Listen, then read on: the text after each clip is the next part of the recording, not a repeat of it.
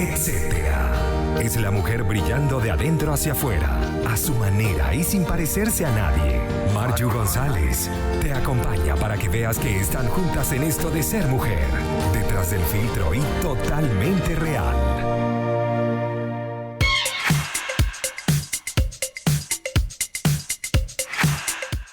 Feliz tarde a toda mi gente hermosa que ya se conecta hasta las 5 de la tarde con nosotros acá en la revista etcétera, como siempre, llevándoles conversaciones, dinamismo, música y mucho más.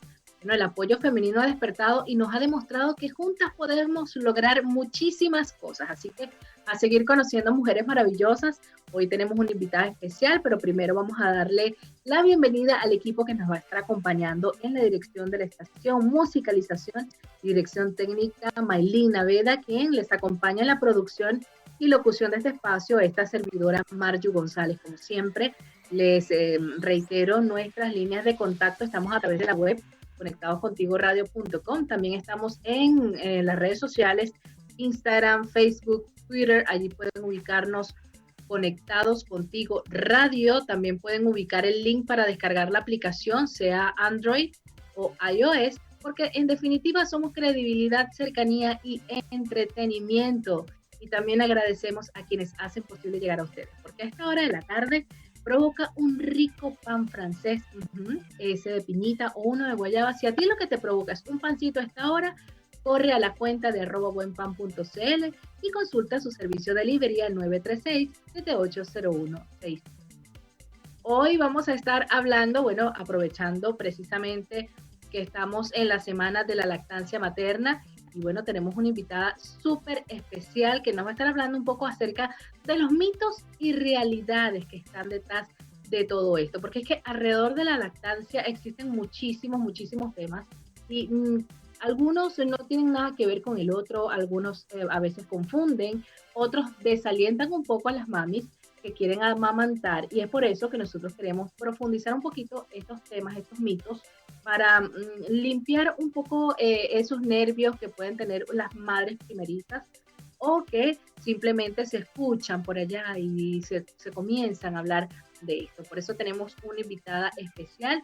Ella es Lactancia y Más en las redes sociales. Ella es Lorena. Lorena, bienvenida a la revista etcétera. Hola, muchas gracias por la invitación y por la oportunidad de dar información, resolver dudas, etcétera.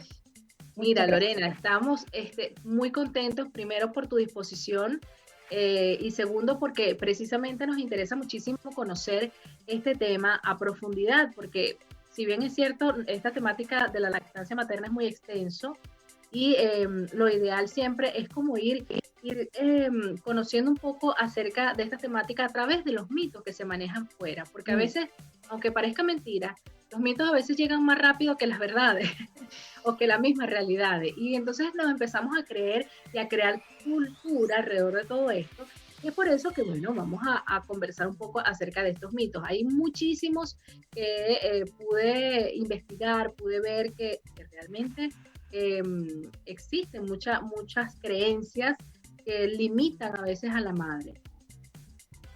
Sí, la verdad es que la lactancia está llena de mitos en relación a la capacidad, fundamentalmente en relación a la capacidad de amamantar. Las mujeres, todas tenemos la capacidad de amamantar. La verdad es que el porcentaje de mujeres que no tienen la capacidad de amamantar en un 100% o que definitivamente tienen un problema en la glándula o en su sistema endocrino que les impide producir leche es un porcentaje bajísimo. La mayoría de los problemas se dan por falta de información y porque hoy en día los partos están tremendamente intervenidos, hay mucha interferencia y eso hace que de alguna manera se afecte todo el proceso neurohormonal que está detrás de la lactancia. La verdad es que varios mitos se instauran y de alguna manera agarran fuerza porque las mamás muchas veces se ven sin el suficiente apoyo, sin el suficiente empoderamiento. Entonces cuando les dicen que su leche es mala calidad, por ejemplo, y ellas en la realidad tienen un niño que no está subiendo de peso como corresponde, por lo tanto inmediatamente creen que eso es verdad. y que efectivamente tienen la mala suerte de producir una leche de mala calidad. Y eso no existe.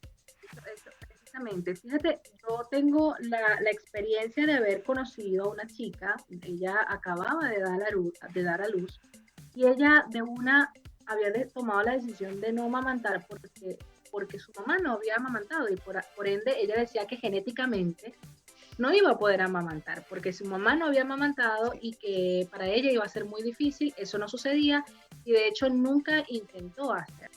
Eso es genético. No, o sea, no existe, no es verdad. Eso en el fondo es porque lo que sí se transmite es la experiencia. La experiencia de la otra, de una madre a una hija, de una abuela a una nieta.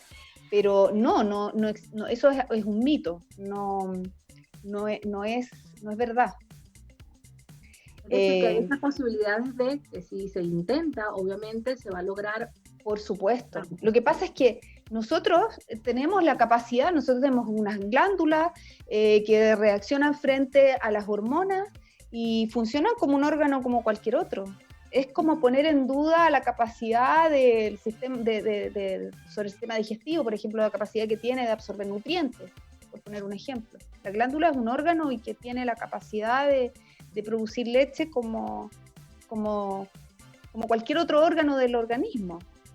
Ahora, como te digo, la mayoría de los problemas se producen porque el establecimiento de la lactancia, que ocurre durante las primeras semanas, cuando se ve afectado, eso inmediatamente merma la producción de leche y hay que ahí entrar a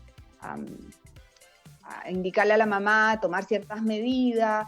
Hay un poco que volver como al inicio ya para que la cosa empiece a andar mejor y de alguna manera derribarle los mitos y empoderarla.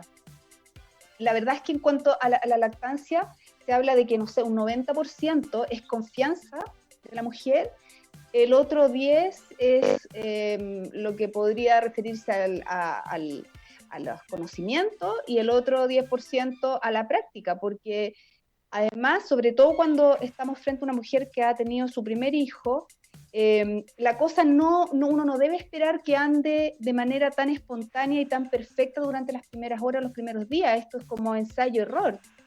El niño nace con todas las capacidades para buscar el pecho de la madre, encontrarlo y acoplarse a él.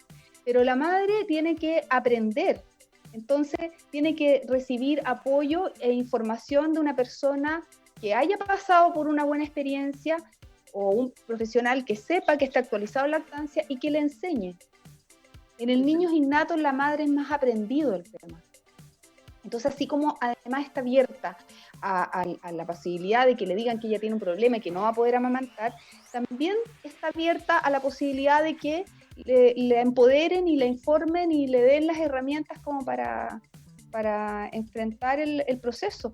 Es una etapa en la mujer muy vulnerable, o sea, las mujeres por los cambios neurológicos que se producen para prepararla para la atención y el cuidado de ese niño, entonces está muy permeable a las opiniones, a los consejos, entonces como que creen todo.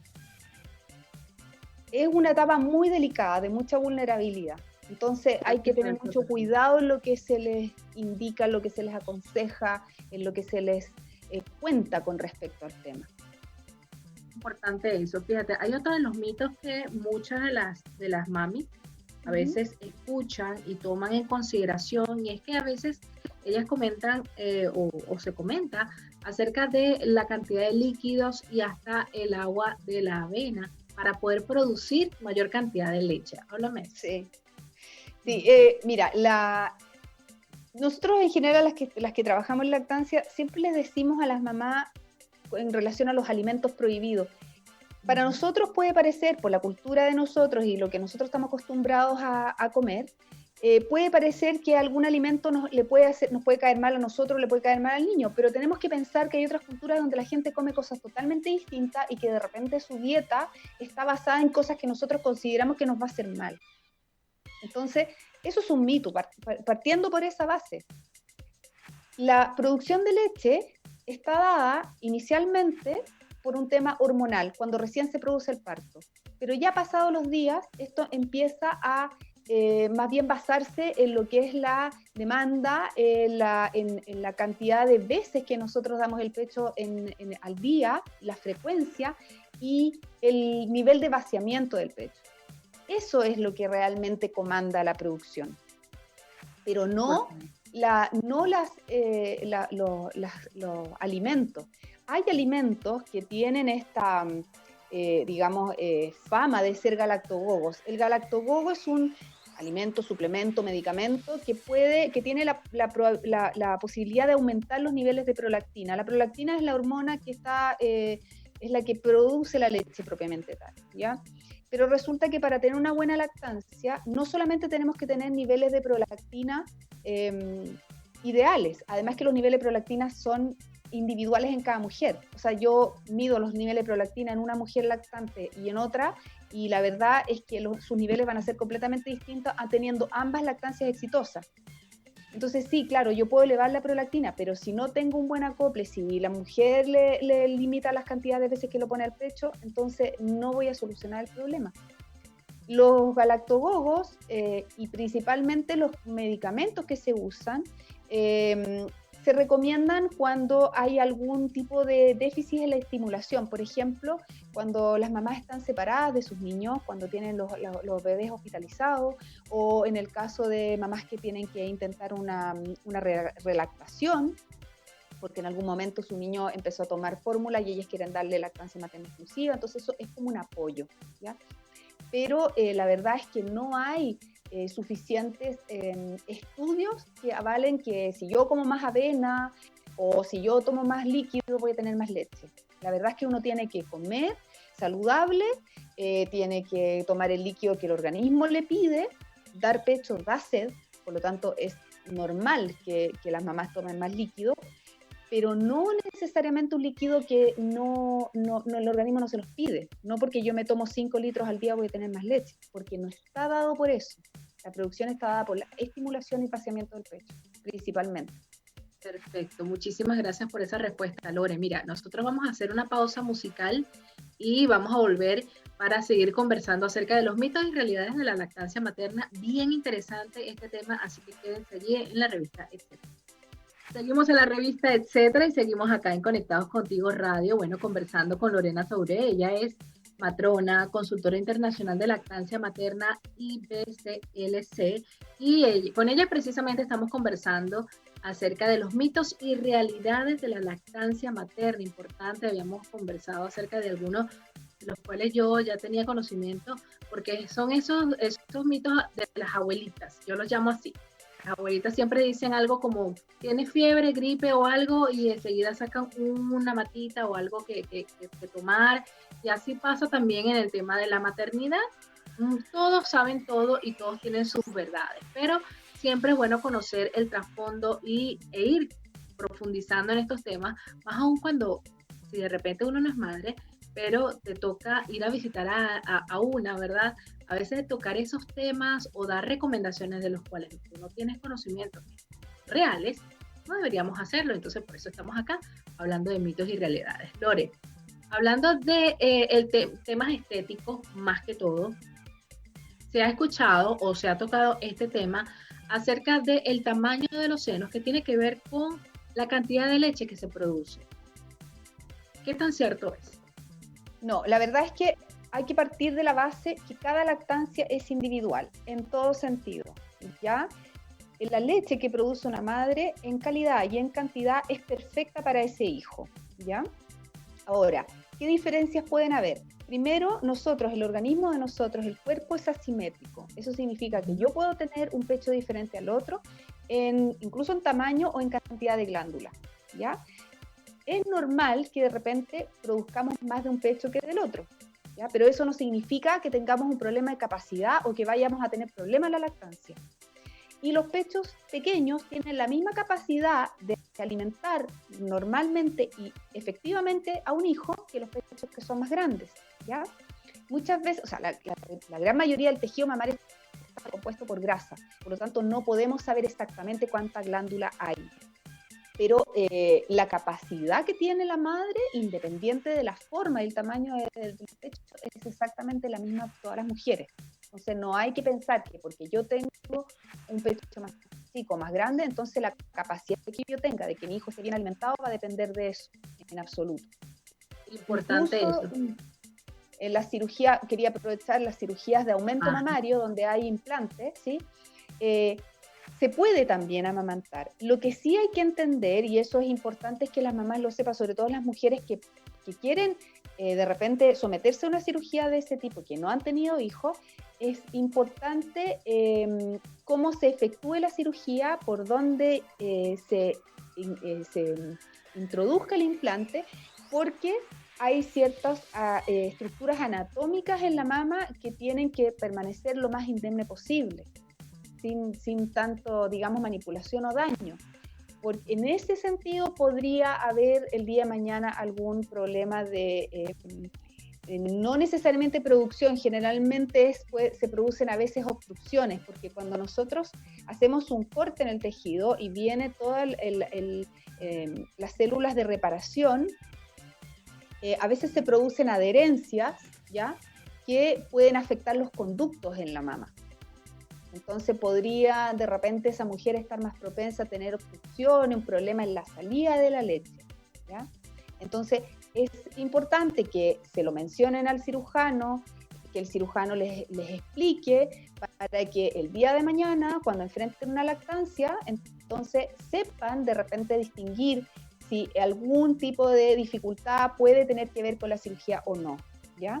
Pero no hay impedimento, y incluso con las reducciones mamarias, donde muchas veces el cirujano saca tejido mamario, ese tipo de cirugía tiene más riesgo en cuanto a la lactancia, porque sí puede haber una hipogalactia, pero nunca condenar esa mamá, en el fondo, en el sentido de decirle, sabes que como tú tienes una reducción, entonces vas a tener problemas o tienes riesgo de tener problemas, porque no es así.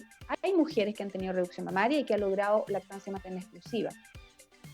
¿Tienen más riesgo de no lograr una lactancia materna exclusiva? Sí, el riesgo es mucho mayor, pero por el hecho de haber tenido una reducción mamaria, pero hay otras que lo logran perfectamente, por lo tanto no se debe condenar una lactancia antes de no probar y de empoderar a la madre también, darle toda la confianza. Excelente. Fíjate, hay también otra de las consultas que hacen acerca de lo que es la cesárea. Hablan de la cesárea. Cuando se te produce te hace una cesárea, no puedes amamantar porque, no fue parto natural. No, lo que las mamás a veces dicen, yo no pude o no me resultó porque tuve cesárea, o no me baja la leche porque tuve cesárea. La vía del parto, ya sea normal o vía cesárea, no afecta en la capacidad de producir leche o de amamantar al niño. Lo que ocurre es que la cesárea es un parto muy intervenido. Y como es una cirugía, en los establecimientos hospitalarios, hospitales, clínicas, donde se hace la cesárea, existen protocolos, ¿ya? Las personas que se someten a una cirugía tienen que estar en una cierta cantidad de horas, en un postoperatorio, etc. Por lo tanto, esa diada madre-hijo tiene más riesgo de ser separada.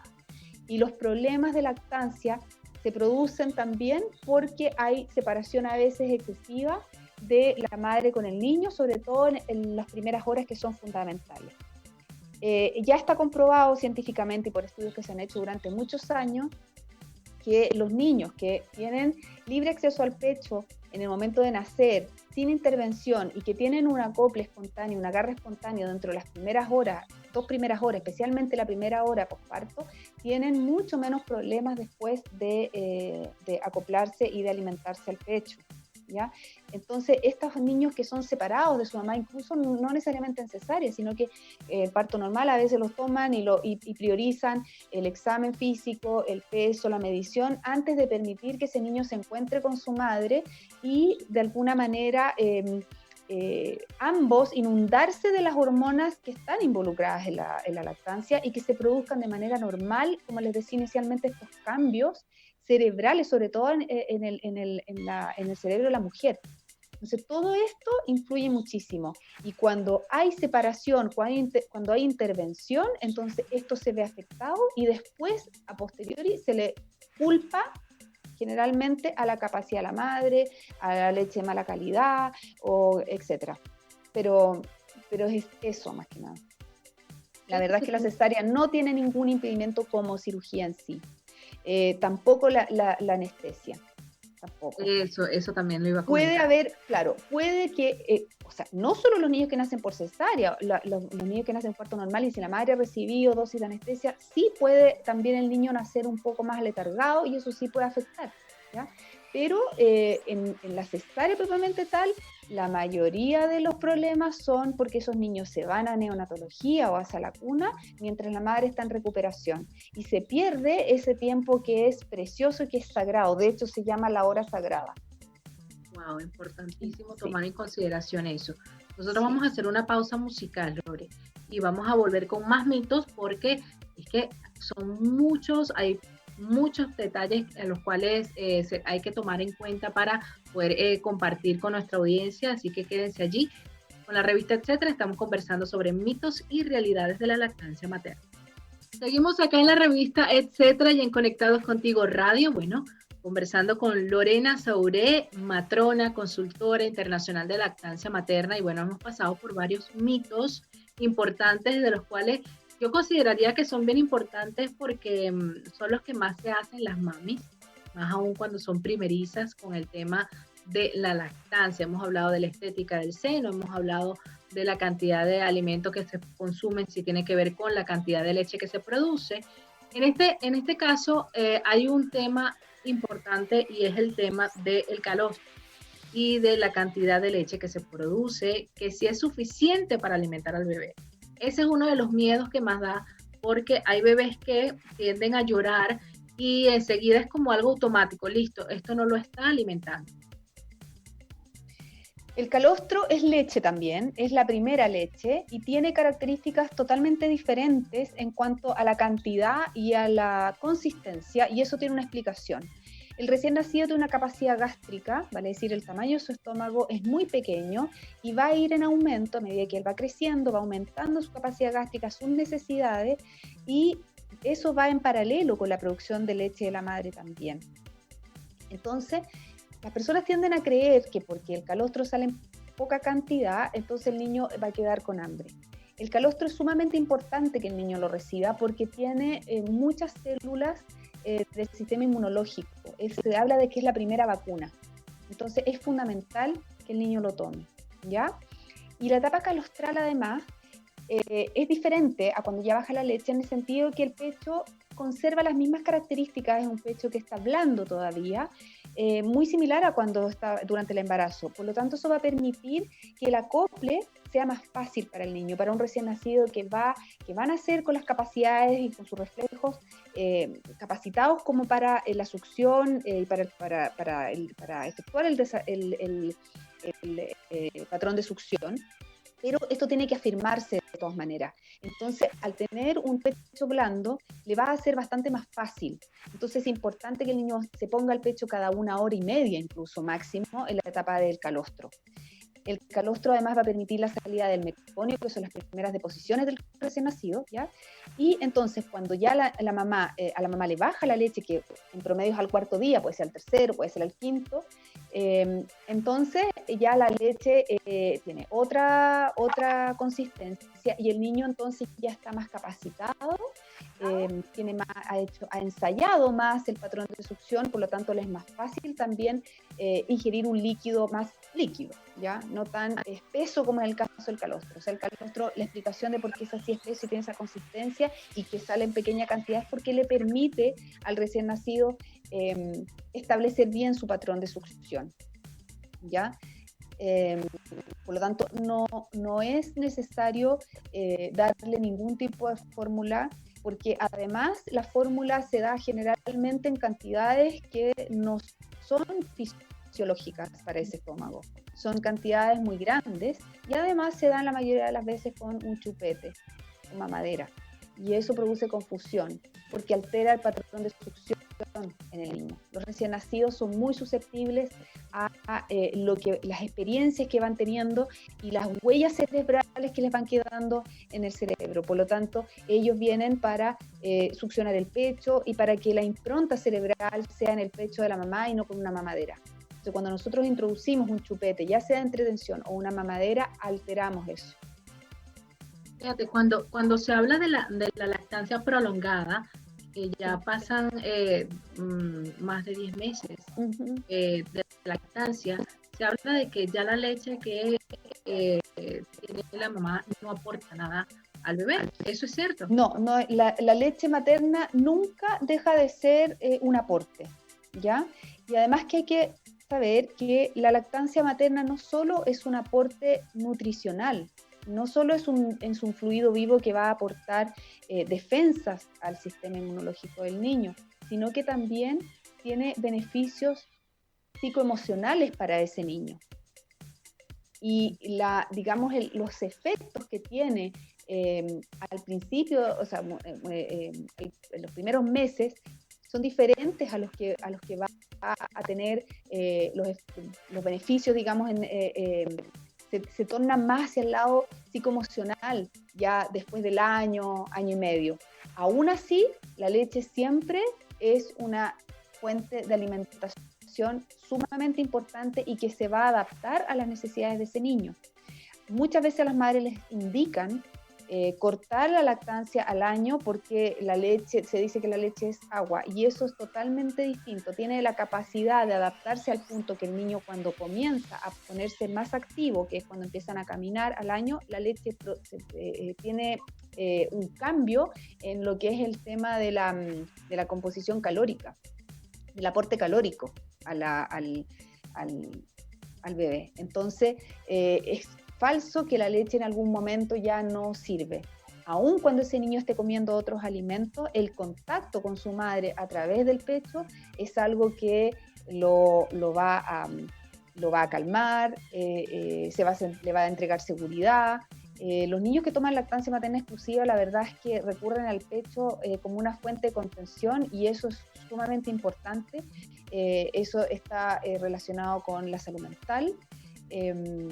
Y bueno, es un tema, la verdad es que bastante extenso. Solo hablar de salud mental relacionado con la lactancia materna. Sí, de hecho, sí sé que es un tema bastante extenso, del cual hay mucha tela que cortar. Otro de los mitos de los que se habla también es el horario. Hay personas que dicen o indican que hay que hacerle un horario a los bebés para que ellos puedan tomar y sepan que tiene que ser cada 1, 2 o 3 horas, que tiene que colocársele tantos minutos, que si se altera esto es porque tú estás malcriando al bebé. ¿Qué es cierto tiene? La lactancia materna debe ser a libre demanda, ¿ya? Eso significa que cuando el niño quiera, porque hay que pensar que es la única fuente de alimentación, ¿ya? O sea, para satisfacer el hambre y para satisfacer la sed también. Entonces, debemos ofrecer el pecho y debemos estar disponibles cuando el niño lo quiera. Pero sobre todo las primeras semanas, los primeros días después del nacimiento, hay que ser bastante criterioso. O sea, yo tengo que poner el pecho cada vez que el niño quiera, pero no deben pasar más de 3 horas. No es que al pecho hay que darlo cada 3 horas. No hay que permitir que pasen más de 3 horas. ¿Ya? Que no es lo mismo. O sea, yo puedo estar amamantando a un niño cada 1 hora y media, 2 horas, sin ningún problema, pero no debo permitir que pasen más de 3 horas. Eso es eso es importante. Pero la lactancia tiene que ser a libre demanda, porque nosotros no sabemos además cuánta cantidad de leche el niño está tomando, porque el organismo de él se regula solo.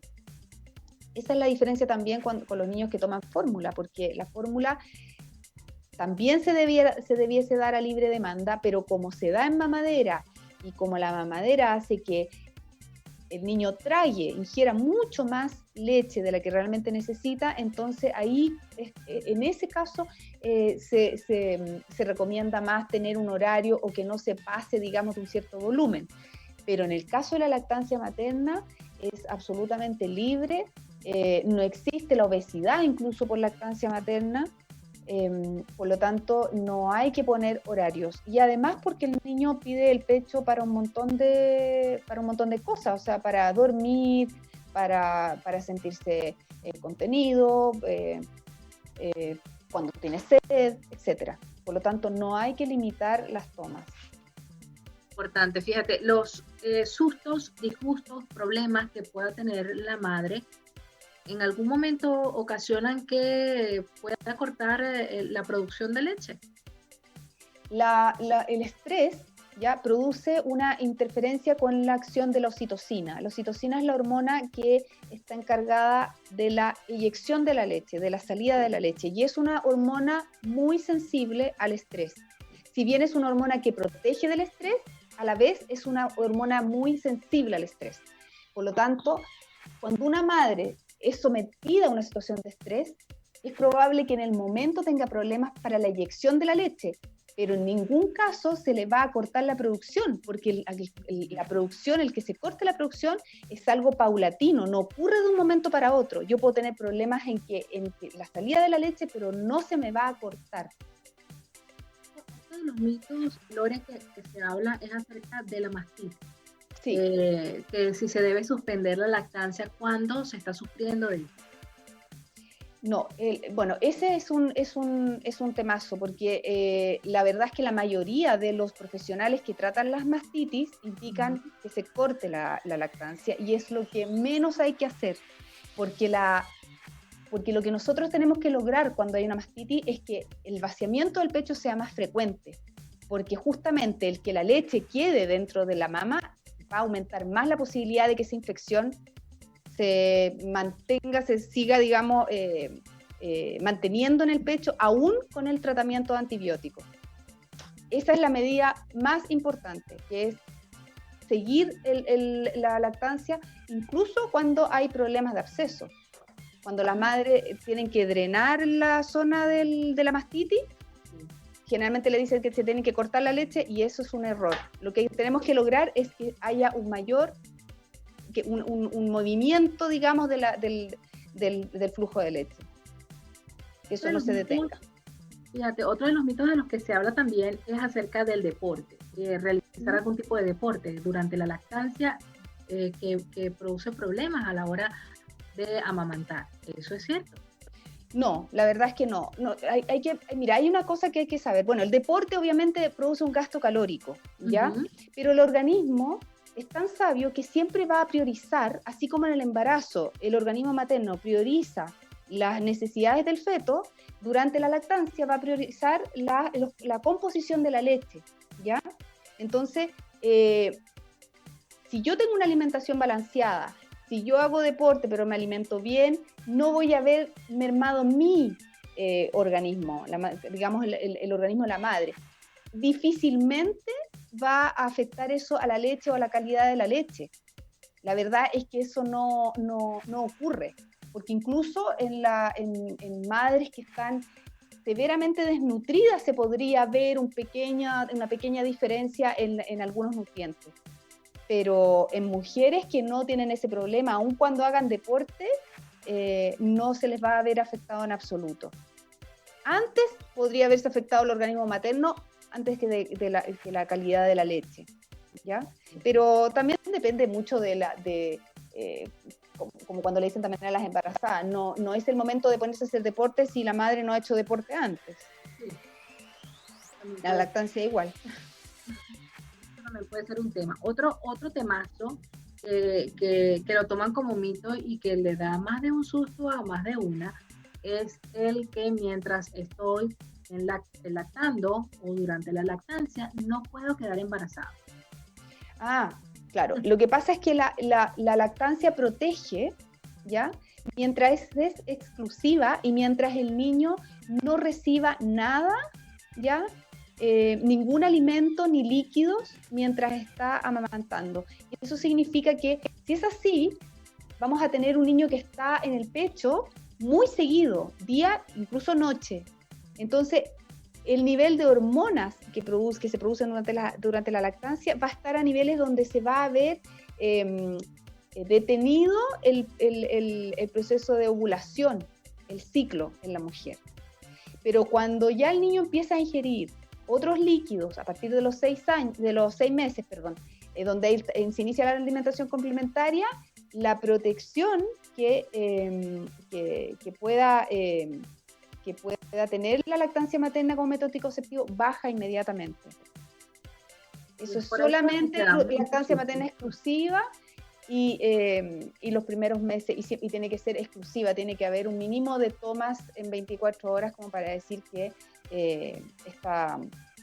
Y obviamente que no se hayan, la mujer no haya presentado en la menstruación, porque ahí significa que ya se echó a andar Ya, eso.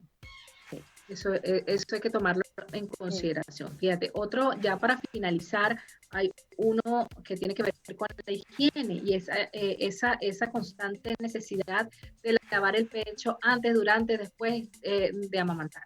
No es necesario. La ducha diaria es más que suficiente. Incluso cuando se producen las grietas, que son estas heridas en el pezón producto de un mal agarre, tampoco es necesario estar lavándolos, solamente mantenerlos limpios con un aseo diario es más que suficiente.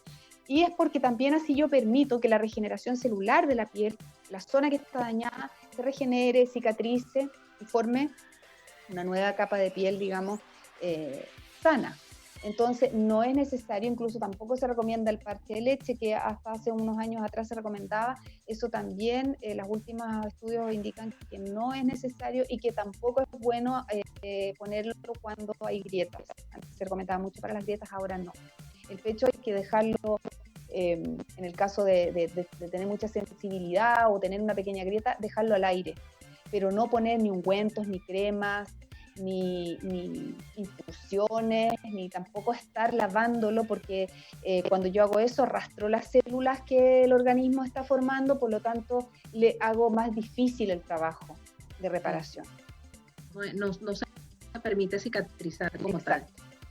Bueno, muchísimas gracias, Lorena, de verdad. Primero, por todo lo que nos has dicho, y segundo, por la disposición que tuviste para compartir con nosotros este conocimiento que es maravilloso y bueno, que te ha permitido durante tantos años el poder adquirirlo, porque este trabajo de estar, acompañar, contener a madre es bien complejo, pero también es muy gratificante. Así que me gustaría que le dieses a la audiencia tus contactos para saber de ti, para seguirte. Ya, yo en este momento estoy preparando, o sea, no preparando, sino que renovando la página web de Lactancia y Más, pero estamos trabajando a través del Instagram, @lactancia y más, y ahí van a encontrar mis datos, mi celular, correo, etcétera, para comunicarse. Y estoy yo haciendo asesorías, consultas online, de a poco retomando los domicilios en Santiago, y la verdad es que aprovecho de decir que las consultas online, pensábamos con mis colegas inicialmente que podíamos no tener el mismo resultado, y estamos bastante conformes. Hemos podido ayudar a muchas mamás a través de las plataformas de teletrabajo, y así que animarse, y a las que están embarazadas las invito a que tomen consultas prenatales, porque es muy importante llegar informada para saber diferenciar cuando es algo normal en el proceso, cuando necesito ayuda de manera precoz, porque eso hace una diferencia enorme. Muchas gracias, Lorena. Bueno, nosotros nos tenemos que despedir. Ya a esta hora nos despedimos del equipo que estuvo acompañándote en la dirección de la estación, musicalización y dirección técnica, Maylin Naveda. En la producción y locución de este espacio, esta servidora Marjo González. Como siempre, les recuerdo para que siempre estén allí conectados con nosotros a través de la página web conectadoscontigoradio.com.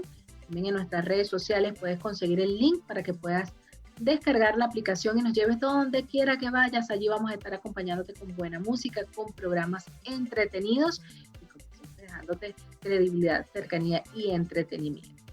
Nos despedimos no sin antes agradecer a la gente de Sillas al Mayor, porque si estás con teletrabajo o home office, no tienes mobiliario adecuado, bueno, no te preocupes, porque te invitamos a conocer toda la línea de sillas ergonómicas que tiene Sillas al Mayor, adicional a que son fabricantes de muebles de oficina. Así que ellos trabajan de forma organizada para brindarte comodidad. Puedes contactarlos a través de sus redes sociales @sillasalmayor o a través de su página web www.smcl.cl. Así que ya sabes, allí no tienes excusa para estar cómodo y trabajando seguro. Nosotros nos despedimos hasta la próxima semana, no sin antes invitarlos a que se queden con la programación de Conectados Contigo Radio. Chao, chao.